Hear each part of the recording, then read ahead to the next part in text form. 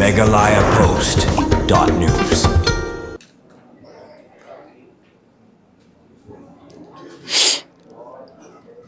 Sorry. Habakan mau borom ya giji kayu pa banlong basorin. Kalau pelong ya ba baluk bla banjau ke man. Habakren halor jempeng kre banle borom kadu ya doktor di delpang haga khatsan terik unai lur ara jarpsan kaban sedang ngadu ke por chipo bejem step nalaying syambaran sudan bat shalom jetem. Kane galong jempen ben dak sorkar berkaying kesem kumbalai keren bat sembut menteri ka sorkar jela ba perstun tensong ong ba baluk bla. Uba beluk belak kumukun jong doktor di dilpang umlak klem na jauh ki uman habakan mau ya ki por belalek no halor kicing seneng jeng kerau ukpa banlong ki basurin bat ki batrish tom haga jeng em kane gede ki jeng long munsim hadin beladu no ela ukpa kumutau nong seneng nong kerau kabal pelong ro yukun ban kan mau kendeng ya ki jeng seneng kabau kun ulalong breu man breu ki badai leng ba ki jeng seneng jong ukpa Kat kum kerja keren menmiat bat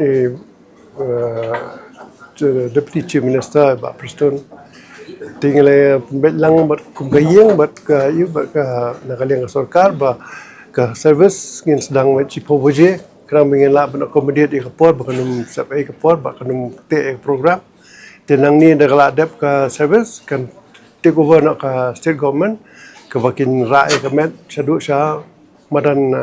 student field sha jaya hang tu kan riak ka kin conduct ka state funeral and tu adu kerja adu aduna hadin ketua aduna bahkan simti nak biar kabalang dia bahkan pedap pedai ki bakadu ki beri de ben niam pedai adu waking belum jingta kum khundang wa jung ki hatu ki ta ki jing kenal ba phimla su ban kle habide bat ki de jung phi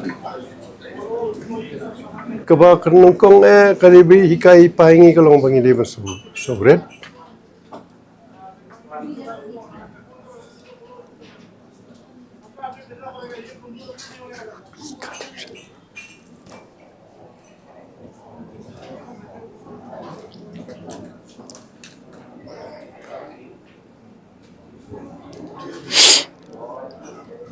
sorry rolling keba nungkong kalong bai hikai ngi bandai ba sobret pat ka bai hikai ngi kalong usok jing job datang jing tristom but you seneng ju krawingi but ijong ibastrik ba te mjudan kata ba in ma pingin da ben I jami ndre hikai ngi daga jing but hikai ngi jing esha but kaju upor hikai ngi ba